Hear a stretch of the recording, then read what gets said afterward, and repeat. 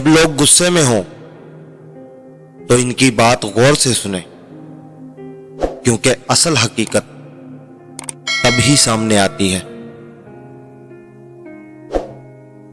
زندگی میں جو چاہو حاصل کرو، لیکن اتنا خیال رہے تمہاری کامیابی کا رستہ لوگوں کے دلوں کو توڑتا ہوا نہ گزرے۔ یہ دنیا صرف مطلب سمجھتی ہے، اسے کسی کے سکھ دکھ سے کوئی لینا دینا نہیں۔ میں ان لوگوں سے بھی مسکرا کر ملتا ہوں جنہوں نے میرے بارے میں انتہائی کڑوی باتیں کہی ہیں، اور وہ یہ بھی سمجھتے ہیں کہ میں کچھ نہیں جانتا۔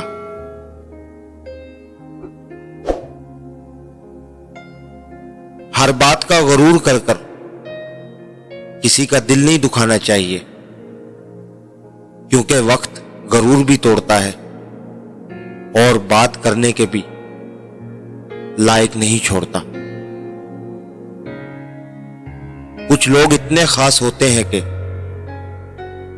ان سے کی گئی 5 منٹ کی گفتگو ہمارے چہرے پر گھنٹوں رہنے والی مسکراہٹ کا سبب بنتی ہے۔ جو لوگ آپ سے بغض یا حسد رکھتے ہیں، ان سے نفرت نہ کریں، کیونکہ یہی اصل میں آپ کے فین ہیں، جنہیں مکمل یقین ہے کہ آپ ان سے بہتر ہیں۔